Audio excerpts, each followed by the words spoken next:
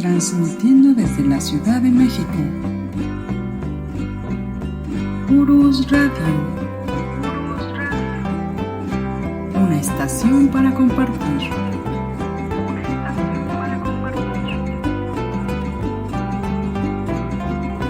Urus Radio.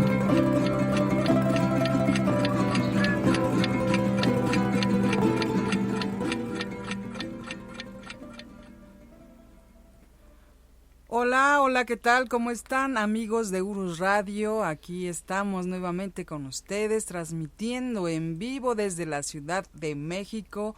Hoy estamos a 14 de noviembre de 2022.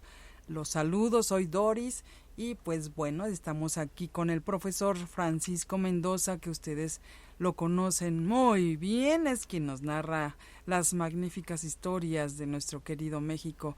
Profesor, ¿cómo está? Buenas noches. Licenciada, buenas noches, amigos de Urus Radio, buenas noches. Un poquito agripado, por los cambios bruscos de temperatura, pero bien, con muchas ganas, con mucho entusiasmo y muchas cosas que platicar el día de hoy, licenciada. Qué bien, profesor. Pues el día de hoy continuamos con la serie de la Revolución Mexicana, ya en su episodio número 12. Y pues antes de continuar o de empezar con esta serie, este episodio, pues queremos agradecer a todos nuestros amigos que fueron a la reunión banquetera allá en Puebla. Nos la pasamos muy bien, muchas gracias por asistir. De verdad que fue algo impresionante, que bueno, nosotros llegamos poquito antes y nuestros amigos Edgar e Iván fueron los primeros que llegaron, ya estuvimos platicando un poquito, pero después empezaron a llegar más y nos dio muchísimo gusto que llegaran de Puebla, que de Veracruz, ¿no, profesor? De Veracruz, de Morelos, de Tlaxcala. Y también ¿de dónde más nos dijeron? De Minnesota. De Minnesota, exactamente.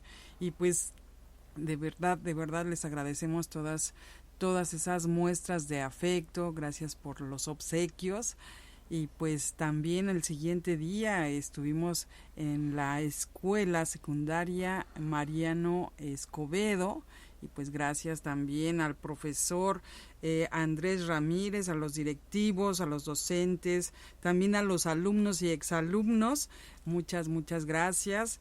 Y pues también el día de ayer estuvimos en Michoacán, profesor, fue una semana un poquito ajetreada, pero estuvimos allá en Michoacán, con el tema de los automóviles en la historia de México, en el Museo Tlaximaloyan. Muchas gracias, Betty, y pues seguimos, profesor. Sí, y vamos, esa reunión que tuvimos allá en Puebla, muchísima gente. Yo creo que ahí empecé a lastimarme un poco de la garganta hasta que no llegó nuestro amigo, Fue Carlos Acuña, que igual le agradecemos muchísimo. Sí, adelante, profesor. Sí, efectivamente, Carlos, que nos dejó ahí guardar nuestro equipaje, y posteriormente cuando vio que era tantos amigos los que estaban ahí, y que yo estaba haciendo un esfuerzo grande para poder hablar, llegó con una bocina y micrófono y nos salvó, directamente nos salvó. Entonces, un abrazo para él, y de veras para todos ustedes, amigos que estuvieron en Puebla. Fue impresionante. Es más, llegó la policía. Yo me enteré después, sí. Llegó la policía, no en mal plan, sino así como extrañados de que qué estaba pasando, y ya le hicieron preguntas a la Lic Doris y ella les explicó de qué se trataba, e inclusive se pusieron a disposición, sí, o sea, bueno, cualquier cosa nos avisan, aquí estamos, etcétera, o sea, se portaron muy amables las autoridades. Pero les digo, hasta ellos llegaron porque se extrañaron de tanta gente, tantos amigos que tenemos allá en Puebla, y que llegaron de otros estados que pues no nos imaginábamos. Entonces nos llenó de alegría. Y el día de ayer, efectivamente, allá en Ciudad Hidalgo, Michoacán, que también llegaron varios amigos de diferentes lugares, y muy bonita la conferencia. Muy bonita, muy amena la conferencia nos quedó, y creo que todos nos la pasamos bastante bien. Entonces igual un saludo para nuestra amiga Betty de la Asociación de Historiadores. Así es. Y también saludamos a nuestro amigo César Bravo de Puebla, que él tuvo la iniciativa junto con otros amigos de allá de Puebla de hacer un WhatsApp de el estado, y pues bueno, ya se está realizando y vamos a subir el link a nuestra página para que igual a todos nuestros amigos que deseen estar en ese WhatsApp, en ese grupo, pues se incluyan. ¿Y qué más, profesor? Saludos también a la maestra Maite Aguilar. Y pues adelante, profesor, con el tema. ¿Sí? ¿Está bien, profesor? Sí, estamos bien. Solamente que nos piden un saludo a Chalchicomula de Sesma. Nos piden este saludo a nuestro amigo Jesús. Claro que sí, la heroica Chalchicomula. Ya platicaremos de esto poquito después. Pero bueno, vámonos con la Revolución Mexicana. Saludos a todos nuestros amigos que se encuentran en el chat. ¿Qué quiere usted mencionar? ¿Algunos rápido, licenciada? A Dulce Serena, a Javier Quirós, Ger Solano, Yuchen, Antonio Álvarez, y también a Valeria de Santiago y a Cristian Velázquez, Arturo Moreno. Adelante, profesor. Bien, pues gracias a todos ustedes. Pues hoy vamos a platicar, bueno, donde nos quedamos, vamos con la secuencia histórica. Y pues ya, como habíamos comentado, cae la ciudad de Zacatecas, que es como la columna vertebral del Ejército Federal. Da la orden Francisco Villa de que Ángeles se traslade a Aguascalientes, que quedaban unos cuantos federales ahí, alrededor de 1000, pero ya no fue posible debido a que le detienen todo el envío de carbón y de armas a la División del Norte. Ya platicamos aquí cómo fue la renuncia de Huerta, ¿sí? Ya que cae Zacatecas el 23 de junio, pues él presenta su renuncia prácticamente 3 semanas después. Y curiosamente, dicen que el que bien aprende jamás olvida, hace la misma maniobra o similar maniobra con la que él llegó al poder. Entonces llama a Francisco Sebastián Carvajal, que casi todos lo conocemos como Francisco S. Carvajal, lo llama y lo nombra secretario de Relaciones Exteriores. Y entonces él renuncia, y la Constitución dice que al no haber vicepresidente, ¿sí?, queda el secretario de Relaciones Exteriores, y de pronto Francisco Carvajal pues es el nuevo presidente de México. Y Huerta se va, ¿sí? Ya platicamos la semana pasada de cómo fue este viaje, etcétera. Bueno, se va Huerta. Amigos, en ese momento hay que poner un alto, puesto que ya la revolución era contra Huerta y los huertistas, obviamente, y hay que poner un alto. Entonces, hagan de cuenta que todo se detiene, ¿sí?, y vamos a empezar negociaciones que pide precisamente Francisco Carvajal, pide negociar. Entonces, en ese momento, Venustiano Carranza se encuentra en Saltillo, y él pide que las negociaciones se hagan allá en Saltillo, o sea, en su estado. Y van negociadores del gobierno de Carvajal, van negociadores a Saltillo, pero en ese momento Carranza, en lugar de esperar a los negociadores, se va para Tampico, ¿sí?, y hace todo un recorrido, de tal forma que no recibe a los negociadores, pero nombra a sus propios negociadores. Curiosamente, uno de los negociadores es Lauro Villar, aquel que defendió Palacio Nacional durante la Decena Trágica y que ahora estaba del lado de Huerta. Qué cosas tan curiosas, ¿no? Qué lecciones nos da la historia. Pero bueno, entonces en Saltillo ellos presentan la propuesta de Francisco Carvajal, del presidente, donde dice, bueno, vamos a hacer esto. Primero firmamos un armisticio, esto es, vamos a detener todo, ¿sí? Después vamos a volver a poner a las cámaras que destituyó Huerta, que desarmó las 2 cámaras, las vamos a volver a poner.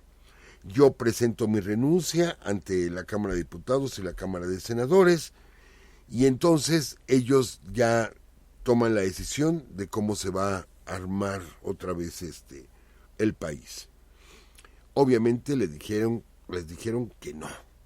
¿Por qué? Porque eso no estaba contemplado en el Plan de Guadalupe. Acuérdense, amigos, que el Plan de Guadalupe establecía que derrocando a Huerta, quien quedaba como presidente provisional era Venustiano Carranza y tenía que convocar elecciones, ¿sí?, inmediatamente. Aquí va un detalle. Recuerden esto muy clarito, amigos. Él queda como presidente provisional, ¿sí?, por lo que va a venir después.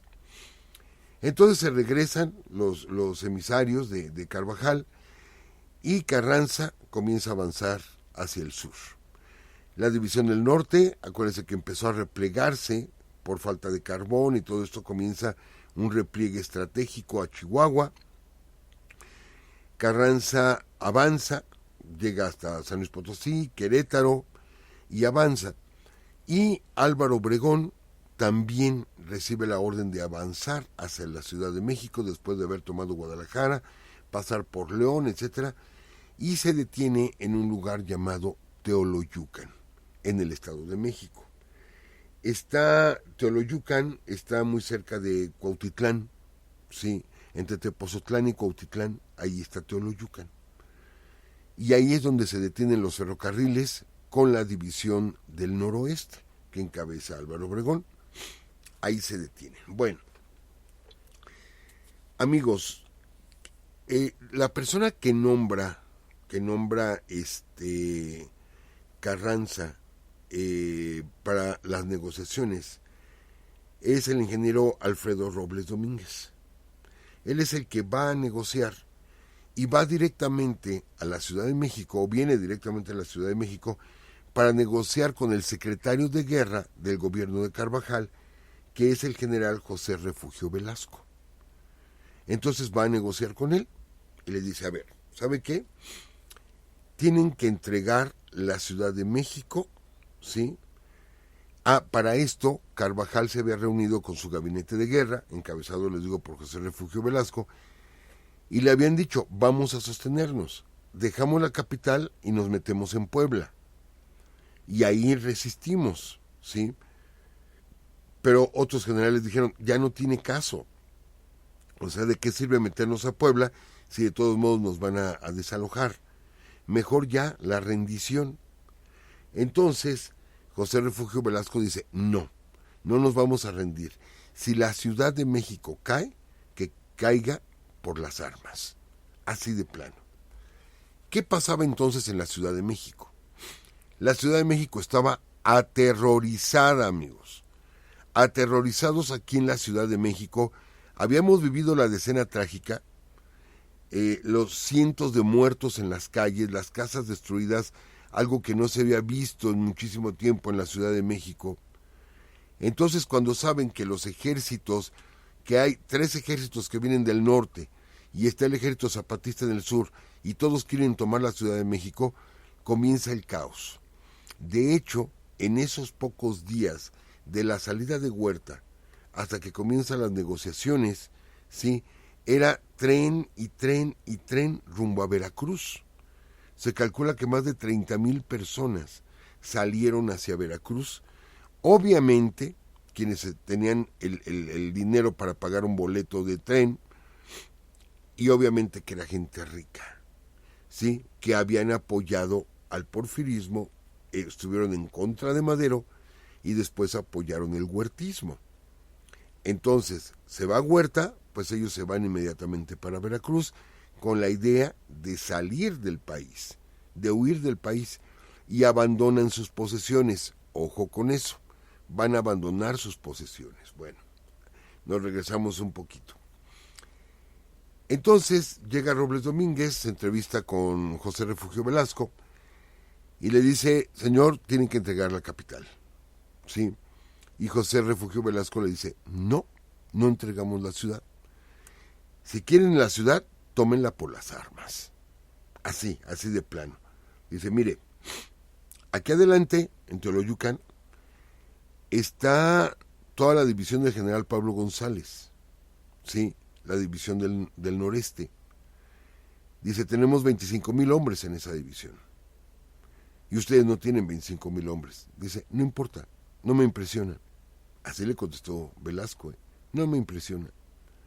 Dice, pero es que junto está el invicto Álvaro Obregón, ¿sí? Con otros 25,000 hombres.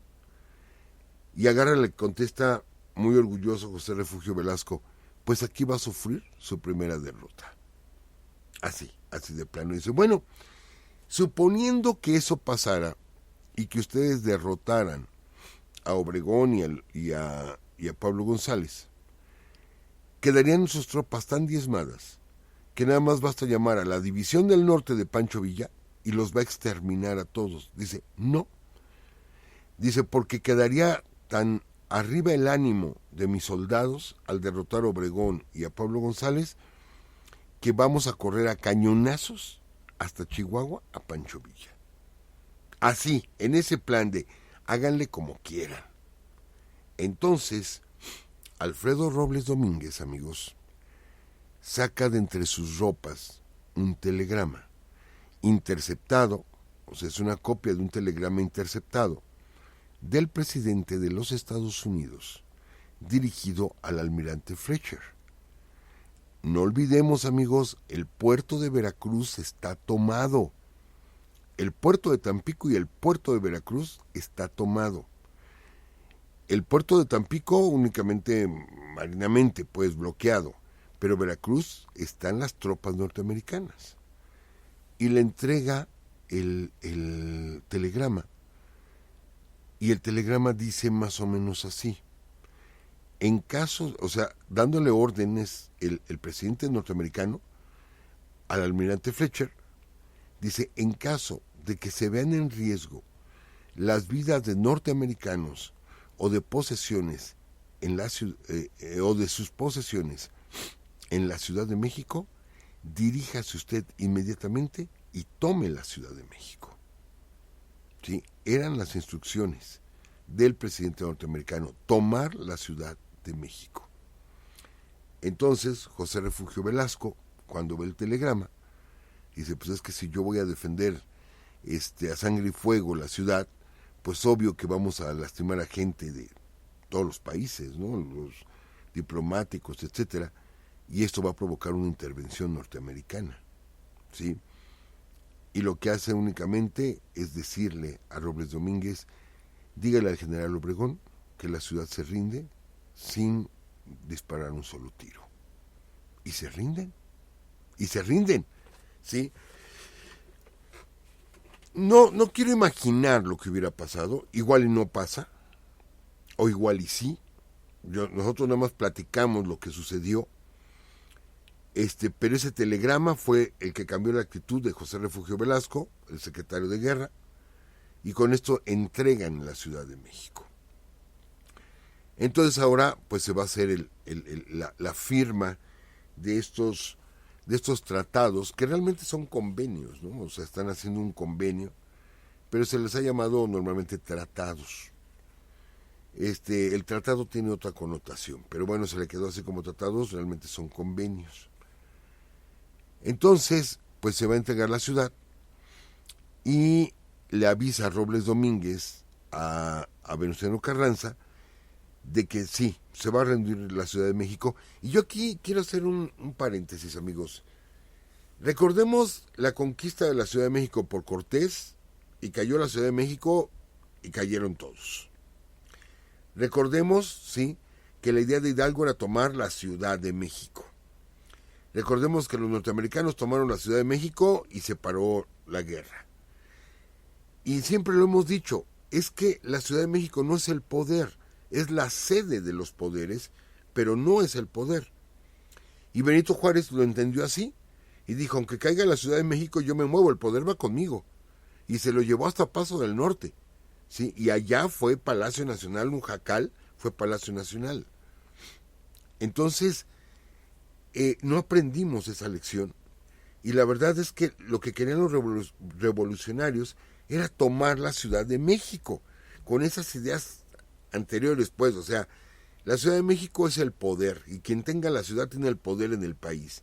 Y no es así, amigos, la verdad es que no es así. Pero bueno, era ese estira y afloja por la ciudad precisamente. Pero bueno, vámonos a esta parte. Entonces Villa está detenido, ¿sí? Y comienza a avanzar Álvaro Obregón hacia mucho se ha dicho si estuvo en Teoloyucan Venustiano Carranza. Sí estuvo. Sí estuvo cuando fueron... este hombre se apellidaba, es Eduardo Iturbide, que él era el gobernador de la Ciudad de México, va a firmar uno de los tratados o de los convenios de Teoloyucan, que por cierto es descendiente de Agustín de Iturbide, y era gobernador de la Ciudad de México. Pero bueno, llevan a representantes de varios países, al representante de Guatemala, al representante de Brasil, en fin, de varios países, y Carranza quería hablar con el representante de Brasil, le interesaba mucho, porque a su vez era el representante de los negocios norteamericanos. Entonces le interesaba mucho hablar con él. Carranza llega hasta Teoloyucan. De hecho, lo están esperando, llega, habla en la noche con el representante de Brasil, una plática privada, pero no se presenta a la firma de los convenios o de los tratados. Y siempre ha sido un interrogante, ¿por qué si estaba ahí? No fue él y los firmó, y mandó a Álvaro Obregón a que los firmara, y a Lucio Blanco. Tal pareciera que es como una señal, como un mensaje, ¿sí?, dirigido a Francisco Villa. Tal pareciera, estas son especulaciones. Como diciendo, aquí el fuerte es Álvaro Obregón. A quien estoy decidiendo que va a ser mi segundo en todo esto es a Álvaro Obregón. Entonces el que firme los tratados. Porque los pudo haber firmado Venustiano Carranza. Acuérdense, amigos, que les dijimos que al principio dijo, vamos a una negociación, pero que sea acá en Saltillo. La negociación hubiera sido con él. Sin embargo, él estando ya en Teoloyucan, no participa en la negociación. Y todo se lo deja Álvaro Obregón. Entonces, les digo, pues parece como un mensaje. No sabemos a ciencia cierta por qué sucedió así. Les digo, estamos especulando en esta parte. Pero bueno, se firman los tratados, son dos. En uno es la rendición de la Ciudad de México y cómo se va a entregar la Ciudad de México, se va a entregar la policía, etcétera, etcétera. Y la otra, cómo se va a desarmar, ¿sí?, el Ejército Federal. Noten, amigos, noten esto. Resulta que Madero comete ese gravísimo error de dejar al Ejército Federal porfirista entero, sin mover nada absolutamente, y de ahí le llega la traición. Carranza no va a cometer el mismo error. No va a cometer el mismo error. Dice, este ejército se desarma. Lo vamos a desarticular. Entonces el segundo convenio o segundo tratado, ¿sí?, de Teoloyucan habla de cómo va a desaparecer el Ejército Federal. Y con esto va a nacer un nuevo ejército, que es el actual, ¿sí?, que después varios integrantes del Ejército Federal, huertista y porfirista, se dieron de alta en el nuevo ejército. Sí, es cierto, pero digamos en el papel desaparece el Ejército Federal. Y desaparece, pues, ¿cómo lo podemos decir? La experiencia, la capacidad, porque no podemos negar que muchos integrantes de los ejércitos constitucionalistas eran irregulares, era gente del pueblo, ¿sí? No tenían una estrategia militar, una preparación militar, una educación castrense, no la tenían. En cambio, el Ejército Federal, por lo menos los mandos sí, porque también sabemos que ellos utilizaban mucho la leva. Entonces, pues desaparece este Ejército Federal que tenía pues ya experiencia, ya de muchos años, que habían vivido la intervención norteamericana, la intervención francesa, la guerra de reforma, o sea, habían vivido ya muchas cosas. Eran hijos o nietos de sobrevivientes de las guerras, de intervención, entonces había toda una tradición en todo esto. y desaparece, ¿sí? Cosa curiosa, que cuando sale la comitiva de la Ciudad de México, de nuevo con Iturbide, salieron 2 veces, la segunda vez ya es a firmar. Ni siquiera los dejaron llegar en sí a Teoloyucan, sino ahí en un espacio, ahí en la carretera, pues todavía eran carreteras de terracería. Ahí los estaban esperando y ahí sobre el guardafangos de una de las ruedas de un coche Packard. Esto lo aprendí gracias a nuestros amigos de Doctor Mora, Ellos nos lo platicaron, que era un Packard. Ahí se firmaron los tratados de Teoloyucan y en ese momento pues podemos decir que culmina la segunda etapa de la Revolución Mexicana con la firma de esos tratados, porque ya es el desmembramiento de Huerta, ¿sí? Y se regresa al orden constitucional. Regresamos otra vez al orden constitucional.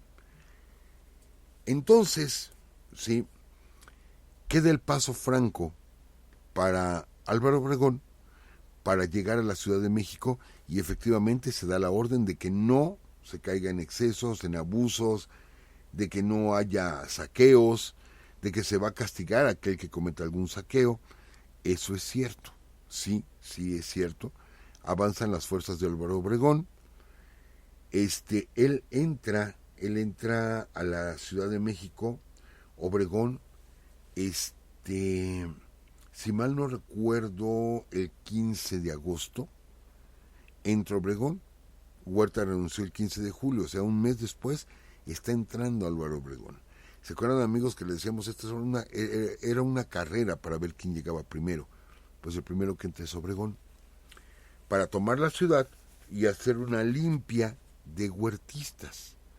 De hecho, recoger las armas de los federales, que mucho del armamento se concentró en Tlaxcala, y Pablo González se quedó con la mejor parte del armamento del ejército federal, cañones, ametralladoras, etcétera, se lo quedó Pablo González, de tal forma que era el ejército más fuerte en cuanto a material bélico. Pero bueno, Obregón llega a organizar la Ciudad de México, a retirar armas para que pudiera llegar Venustiano Carranza. No quería ningún riesgo, no quería que nada fuera a pasar, un imprevisto, ¿sí? Un francotirador o algo así, supongo. Para eso, Obregón visita la tumba de Madero. Y aquí les va la anécdota. Visita la tumba de Francisco Madero. Él entró el 15 de julio y visita la tumba el día 18 de julio, ahí en el Panteón Francés. Entonces, pues se junta mucha gente, ¿sí? Y en el discurso que da ahí Álvaro Obregón, censura a la Ciudad de México, diciendo que la Ciudad de México, ¿sí?, se había quedado callada y no habían hecho nada por defender al presidente Madero. O sea, acusa de cobarde a la Ciudad de México, ¿sí? Y es más, dice, poca gente tuvo el valor de defender al presidente Madero. Dice, y quiero entregarle esto, y se saca la pistola Álvaro Obregón, dice, quiero entregarle esto, dice, al mejor soldado, sí, que defendió a Madero, y que es una mujer. Y le entrega su pistola a una mujer que estaba ahí, que se llamaba María Arias, que a partir de entonces recibió el apodo de María Pistolas, precisamente porque le regaló la pistola a Álvaro Obregón. ¿Qué pasó con María Arias? O sea, ¿por qué? Porque con esto estaba como insultando a los hombres de la Ciudad de México, diciéndoles poco hombres. O bueno, esa era la intención, la intención de Obregón, criticando a la gente de la Ciudad de México. Resulta que a la muerte de Madero, María Arias forma un club, ¿sí?, maderista, y empieza a organizar mítines junto con muchas mujeres. Y de pronto iban a la tumba de Madero todos los días y cantaban, hacían poesías, etcétera, y llegaba la policía y las sacaba. Pero después las agarraba y las encarcelaba, las dejaba 2 o 3 días encarceladas, salían y volvían a ir a la tumba de Madero. Y ahí estaban, pidiendo justicia, ¿sí? Y las volvían a encarcelar, pues cuando salían, otra vez ahí estaban, y encabezadas por María Arias. Y esto se lo platican a Álvaro Obregón, y cuando él va a la tumba de Madero, pues por eso dice, el mejor soldado, ¿sí?, que defendió a Madero fue una mujer, y le entrega la pistola. Curioso, pero les digo, notorio por eso, porque hay como una, ¿cómo dijéramos? Como un coraje contra la Ciudad de México por parte de Álvaro Obregón, porque va a llegar 2 días después, entra Venustiano Carranza, ya que, por así decirlo, limpia Álvaro Obregón, hace una limpia ahí para que llegue Carranza, pero en ese momento da la orden Obregón de que todos los generales, todos los oficiales, etcétera, pueden tomar las casas de antiguos personajes que apoyaron a Huerta. ¿Se acuerdan que les dije hace ratito? Por lo que va a venir, esas 30,000 gentes que salieron huyendo de la Ciudad de México, y entre ellos apellidos muy reconocidos de aquel tiempo, Braniff, etcétera, apellidos de mucho renombre, sí, de las clases altas, de las clases pudientes, abandonaron sus casas. Entonces todas esas casas fueron tomadas por los oficiales carrancistas, pero no solo fueron tomadas, sino que fueron literalmente saqueadas esas casas.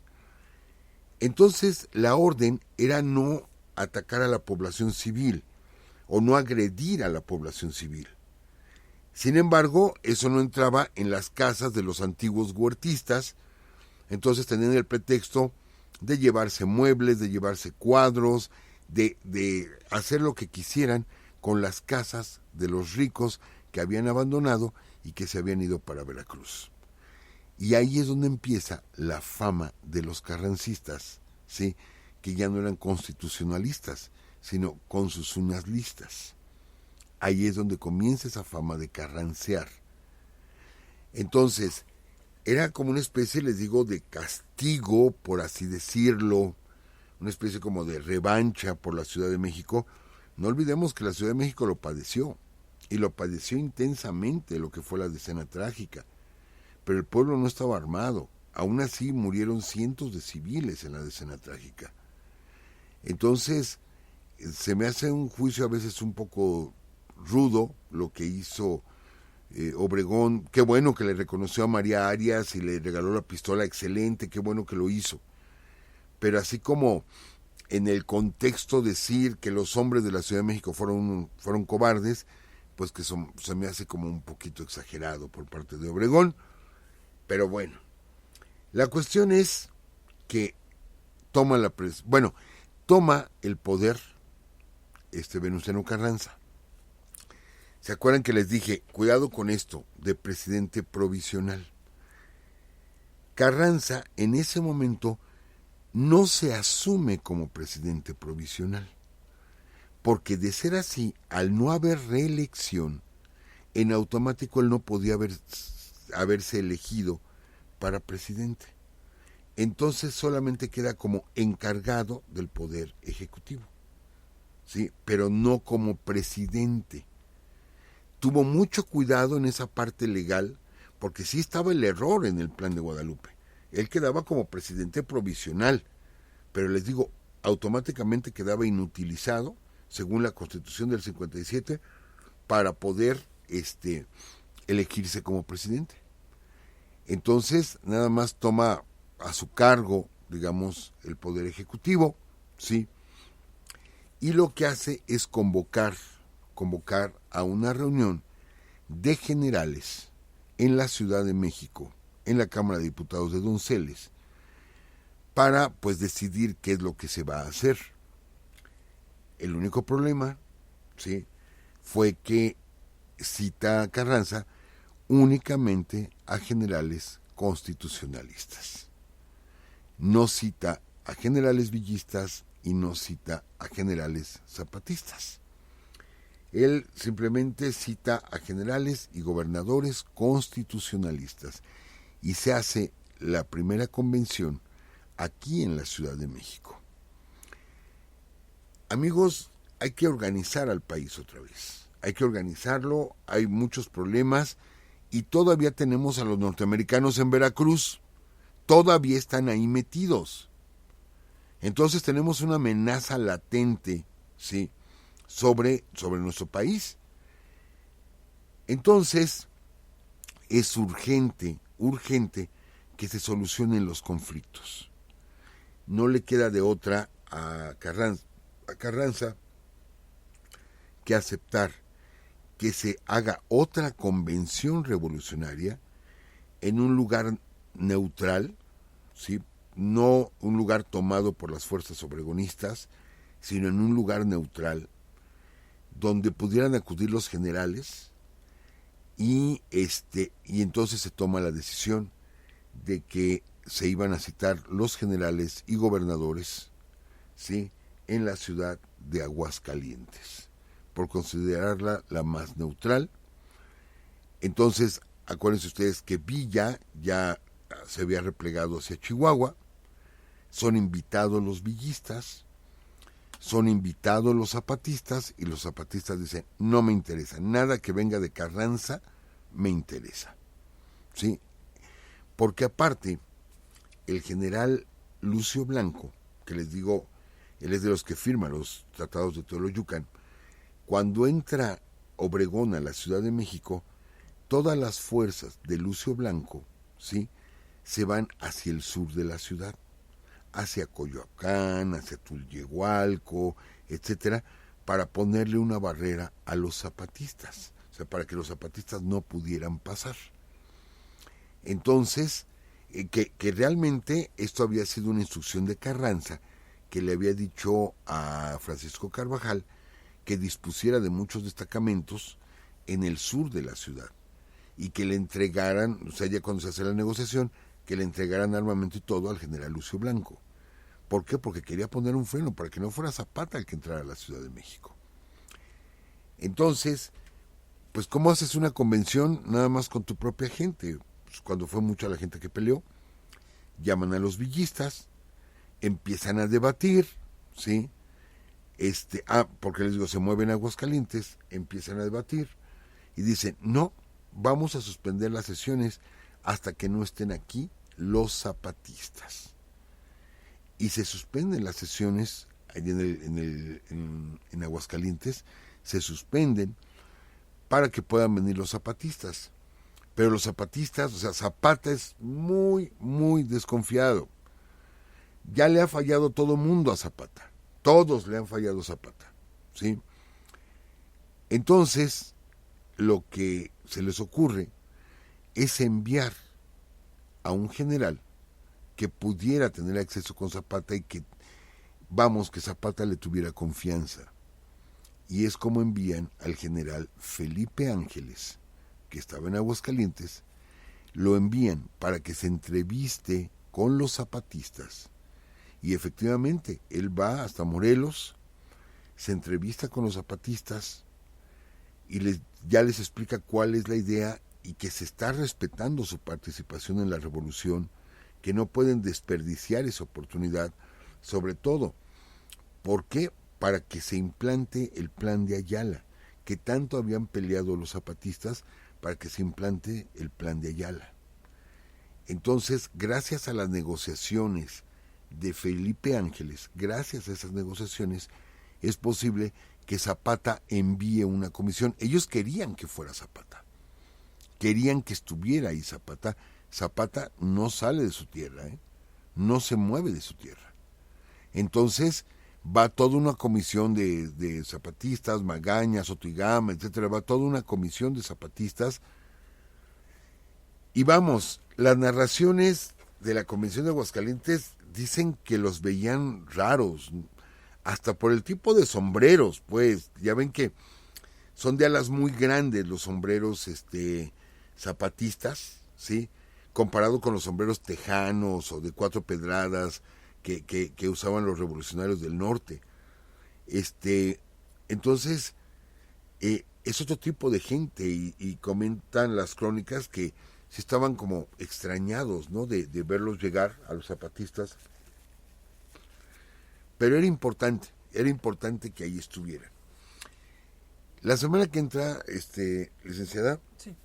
vamos a hablar más de la convención de Aguascalientes. Vamos a platicar algunas anécdotas, etcétera, de la convención directamente de Aguascalientes. Solamente quiero decirles que la convención de Aguascalientes va a terminar desconociendo a Venustiano Carranza, ¿sí? Y va a nombrar al general Eulalio Gutiérrez como presidente de México, presidente provisional. Pero le digo, vamos a platicar anécdotas. Jurado de que vamos a platicar esa famosa anécdota de la bandera, cuando tenían que firmar la bandera y que ya se iban a agarrar a balazos en pleno teatro y cuando sale Carranza en una imagen de una proyección de cine que les hicieron, sale la imagen de Carranza y algunos generales villistas sacan la pistola y le empiezan a disparar a la pantalla de cine. Bueno, ya le estoy adelantando cosas que va para la semana que entra, pero bueno, entonces sucede, amigos, que tenemos que acomodar otra vez las piezas, ¿sí?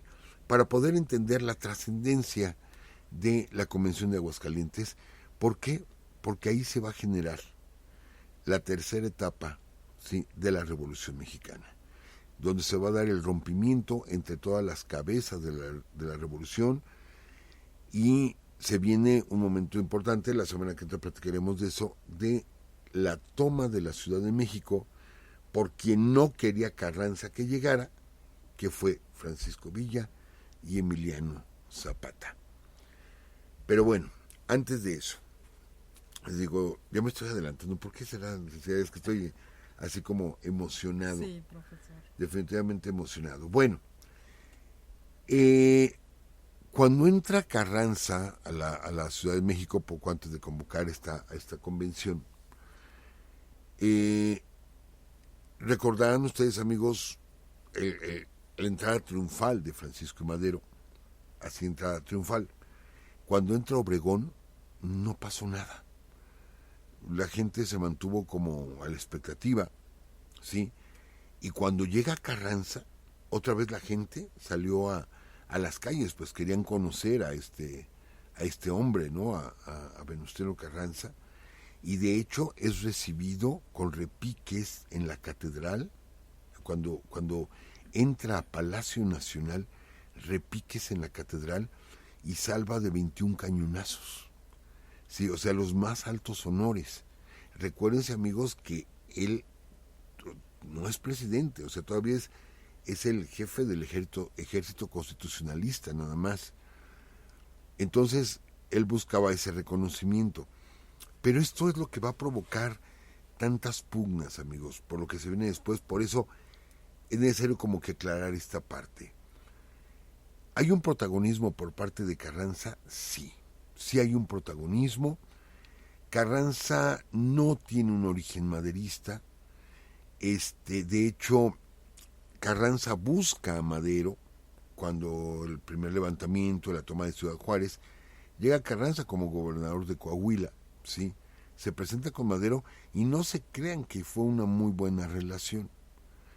Posterior a eso, cuando ya Madero toma la presidencia, que se dan los tratados de Ciudad Juárez, la renuncia de Díaz y que se va al exilio, Carranza es nombrado gobernador, pues, por Madero, organizan elecciones, las gana, fue gobernador provisional, organizan elecciones, las gana, y cuando da la orden Madero de desarmar, ¿sí?, a las tropas irregulares, Carranza se niega. Y dice, es que es una orden, o sea, tenemos que licenciar a las tropas revolucionarias, que también Zapata se negó, acuérdense. Y Carranza dice, pero es que me voy a quedar sin gente para proteger el Estado. Es que usted tiene la policía, pero es que usted no me ha enviado dinero. Es que ahorita no hay suficiente dinero para enviarles a todos. Pues mientras usted no me envíe dinero para armar a la policía, ¿sí?, yo no voy a desarmar a mi gente. Entonces empieza a haber dificultades entre Carranza y Madero. Empieza a haber dificultades. De tal forma que para muchos fue una sorpresa, ¿sí? Cuando se da el cuartelazo, que Venustiano Carranza se lanzara, ¿sí?, en contra de Huerta. Fue sorpresivo, así por completo. Y porque les digo, él no tiene un origen maderista. Él tiene más un origen porfirista, ¿sí? Que bueno, igual se puede cambiar, o sea, se entiende esa parte, ¿no? Aparte, él no es un militar, él no ha peleado, pero tiene la autoridad. Tiene la autoridad, y ya habíamos comentado alguna vez aquí, en esta serie, licenciada y amigos, de esa personalidad tan magnética que tenía Venustiano Carranza. De que empezó a usar sus lentecitos oscuros, y que te da a entender de que no sabes si te está viendo o no te está viendo, o a quién está viendo, de que su escritorio siempre lo ponía a contraluz para que las personas que lo vieran no pudieran verlo bien. Sin embargo, él sí los veía perfectamente. Carranza muestra ahí pues, muchas de su personalidad. Es frío Carranza. Inteligente, sí, sumamente inteligente. Recio también lo es. Y bueno, pues supo armar las cosas hasta que llegó a la Ciudad de México. Se me olvidaba platicarles una anécdota. Ahorita me acordé, licenciada, se me barrió. Me regreso un poquito a los atados de Teoloyucan, por algo que comenté de Álvaro Obregón. Les digo que 2 veces sale la comitiva, sí, sale 2 veces la comitiva, y la segunda vez que sale, pues, llegan temprano, y hay que esperar a que llegue Carranza, y Carranza llegó a medianoche. Entonces están todo el día ahí. Pero como pues, ya iban dispuestos a rendirse, Obregón los invita a jugar cartas. Y se suben al vagón de ferrocarril de Álvaro Obregón. ¿Se acuerdan, amigos, que les platicamos que tenía una memoria impresionante Álvaro Obregón? Y que podía memorizar en un juego de cartas todas las cartas cómo estaban acomodadas. Entonces, como que lo provocan, ya era una reunión más de cuates, ¿no? Lo provocan a ver si es cierto, ¿sí? Y les digo que eran representantes de varios países. Entonces él reparte cartas, etcétera, y él sabe qué carta tiene cada quien. Entonces le dice el representante de España, dice, ¿qué carta tengo yo? ¿Qué carta me queda? Dice, ¿usted le queda tal carta? Dice, no, usted se equivocó. Dice, a mí me quedó esta, pero no la enseñó. Y Obregón dice, no, la que usted me dice la tiene este otro señor. Dice, usted tiene esa, la que yo le dije. Y efectivamente la mostró y dejó asombrados a todos. Les digo, tenía una memoria prodigiosa. Pero se me olvidaba platicarles esa anécdota, que es en el ínter en lo que llega Venustiano Carranza a Teoloyucan. Entonces, amigos, aquí se empieza a gestar esta diferencia. Venustiano Carranza dice, yo no le voy a entregar la presidencia a un ignorante, refiriéndose a Pancho Villa. O sea, el pleito era con Pancho Villa, ¿sí? Y Pancho Villa, al que no soporta es a Venustiano Carranza. ¿Por qué? Porque él dice, es un viejo porfirista, entonces no lo soporta. El pleito es Villa y Carranza. Esto es el ejército constitucionalista de Álvaro Obregón y de Pablo González contra la poderosísima División del Norte. Ese es el pleito que se va a dar. Pero para esto se van a mover mucho las piezas, licenciada. Se van a mover mucho las piezas. Pero era importante dejar claro esta parte. Y bueno, no quiero ya entrar al siguiente tema, licenciada, porque se va a quedar corto y prefiero dejarlo aquí para hablar directamente de todo lo que es la Convención de Aguascalientes para la próxima semana. Ok, profesor, muchas gracias. Pues estaremos súper atentos aquí para seguir escuchando. De hecho, uno de nuestros amigos manda un mensaje y le dice que si es posible que lo puedan invitar a Teoloyucan para que hable precisamente de estos tratados, y pues yo creo que no habrá ningún inconveniente. Ya nada más si te pones en contacto con nosotros y pues vemos qué se puede hacer. Y también comentarles, hay varios mensajes, de hecho. Aquí Arat Díaz Gómez dice que el 14 de noviembre de 1910, Toribio Ortega Ramírez da pauta al inicio de nuestra Revolución Mexicana. Y bueno, dice que la actual historia nacional indica que la revolución presuntamente comenzó el 20 de noviembre de 1910, incluso refiriendo lo acontecido en Puebla 2 días previos, 18 y 19, en cuanto a los hermanos Cerdán, primero mártires del movimiento armado. Y dice que, sin embargo, conviene destacar lo sucedido desde el 14 de noviembre de 1910 en el municipio de Coyame del Sotol, en el estado de Chihuahua, México, donde se encuentra una singular localidad que se llama Cuchillo Parado. Y dice que dicho lugar es considerado con todas sus letras la cuna de la Revolución Mexicana. Y pues bueno. Sí, amigos, eso lo platicábamos. De hecho, el inicio por eso lo separamos, así que hubo algunos amigos como que no les gustó. Mis respetos para ellos, pero definimos como la revolución maderista, la iniciada precisamente el 18 de noviembre, que se iba a iniciar el 20 y se adelanta el 18, y dijimos, esta fue una revolución muy local, muy maderista, pero no olvidemos que Zapata desde antes ya había iniciado otra, ¿sí? Ya desde marzo, ya se había metido a las haciendas y había hecho poseedor de tierras a algunos campesinos. O sea, él ya estaba levantado en armas, Zapata, que en ese momento él todavía no se aliaba con Madero, que fue una alianza efímera. Entonces, es difícil. Yo no le quito mérito al general Toribio Ortega, pero para nada, y es un gran general del cual vamos a hablar, es un gran general. Pero entonces nos iríamos todavía más lejos, porque tendríamos que irnos a las matanzas de Cananea y Río Blanco, que también son como el preludio de la Revolución Mexicana, y a los Flores Magón. Entonces, por eso cuando hablamos de esa parte dijimos, la revolución iba a estallar porque iba a estallar. Fuera con Madero o no fuera con Madero, la revolución iba a estallar. La gente ya no aguantaba a Porfirio Díaz. Entonces, sí, por las fechas, etcétera, podríamos decir la revolución en el norte, porque les digo, Zapata ya estaba levantado en armas y otras gentes ya estaban levantados en armas. Pero no le quito méritos a Toribio Ortega, ¿eh? En ningún momento se les quita méritos a todos los que se levantaron en armas para la revolución.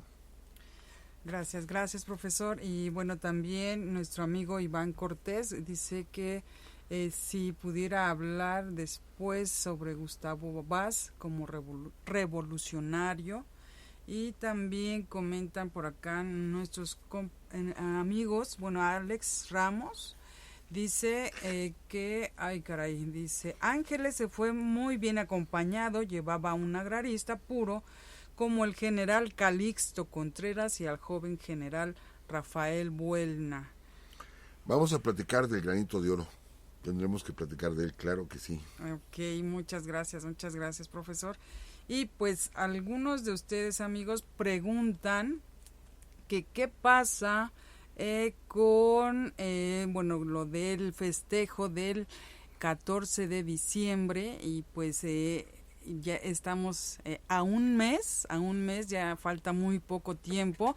Entonces nos van a pasar ya sea un link como la vez pasada para que ustedes se registren, o si no, igual necesitamos que igual la autoricen en Palacio de Minería. Si es nada más por correo, que le manden ustedes correo electrónico y ya les pasan el el registro, porque bueno, se dio la vez pasada de que algunos amigos se registraron varias veces y pues sí, ahí afectó un poquito la asistencia. Hubo bastante gente, sí, claro, pero sí se registraron varias veces. Entonces, para esta ocasión les vamos a pedir que solamente se registren una ocasión y bueno, pues ya con ese registro ustedes ya tienen su lugar asegurado. ¿Qué más nos falta? Lo de Querétaro, amigos, también en Querétaro nos vamos a ver, es el 1 de diciembre, posiblemente sea a las 7 de la noche, todavía no decidimos bien qué lugar. Algunos de ustedes, amigos que están allá en Querétaro, nos podrían sugerir un lugar donde no haya ruido y que aparte haya algunas gradas donde podamos sentarnos. Y la sugerencia primero es en ¿dónde, profesor, dijimos? ¿Dónde está la estatua de la corregidora? Exacto, ahí podría ser, o si no, igual esperamos sugerencias y pues ya nos veríamos por allá el primero de diciembre. ¿Y qué más? ¿Qué nos falta? Si alguien lleva una bocina con micrófono, licenciada, porque sí batallamos esta vez en Puebla, gracias a nuestro amigo que nos salvó, pero sí, luego sí va a ser necesario porque se reúnen afortunadamente muchísimos amigos. Sí, la familia Urus de Urus Radio pues sigue creciendo, profesor, lo cual nos da mucho gusto. Gracias, sabemos que ustedes son los que nos ayudan a que esta familia crezca y de verdad les agradecemos muchísimo. Y pues bueno, también queremos mandar saludos. Ay, por acá se me olvidó. Sí, aquí está. Eduardo Solís de Tochimizolco, y que bueno, él nos acompañó allá en Tochimilco y pues gracias también. Y quién más, Mario de Anda Guerrero, profesor, aquí en el chat nos dice que tome por favor limón con miel para que le ayude. Sí, amigos, y no lo niego, ahorita sí, no me siento así como que al 100%. Ustedes saben, una gripa y fue por cambios bruscos de temperatura, entonces ahí Sí, lo entendemos, profesor, sí. No se preocupe. Y también, amigos, que nos acompañaron desde Dallas, profesor, allá en Puebla, que bueno, de alguna manera fueron a visitar a sus familiares y fue el momento exacto en el que nosotros estuvimos por allá. También les agradecemos. Sí, nuestro amigo de Minnesota, no recuerdo su nombre, que nos dijo: yo soy de Puebla, pero vivo en Minnesota y yo no me iba a perder un evento de estos en mi ciudad. Dice, vengo desde Minnesota, 5,000 kilómetros. Sí.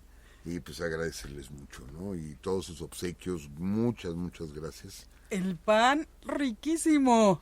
Qué bárbaros, muy, muy sabroso. Y los dulces. Sí, profesor, los también. Dulces. Ay, sí. Todo estuvo muy bien. Ese cuenco, muchas gracias. Las servilletas sí. Artesanales. Que por cierto, igual, bueno, nos donaron algunas servilletas, precisamente artesanales de allá de Puebla, para el reto de Tlaxcala. De Tlaxcala, para el reto del mes, que bien podríamos hacerlo la próxima semana, como ven. Pues bueno, estén atentos porque la próxima semana haremos el reto del mes. Y pues ahora sí, amigos, nos despedimos. Recuerden que todos los lunes por acá los esperamos a las 10 de la noche en www.spreaker.com/user/ Urus Radio, o si no en el recalentado en todas las plataformas, ya sea en Spotify, en YouTube.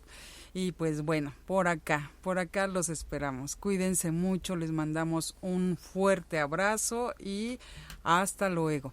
También ya les dejamos el link del grupo de WhatsApp aquí en la página, y también nuestro correo electrónico, por quien algunos estaban preguntando, y bueno, nos pueden escribir a ese correo electrónico. Cuídense, ahora sí, nos vamos. Hasta luego, amigos. Un abrazo muy fuerte para todos ustedes. Esta fue una transmisión más de Urus Radio. Urus Radio. Los esperamos el próximo lunes a las 10 de la noche. Hasta entonces.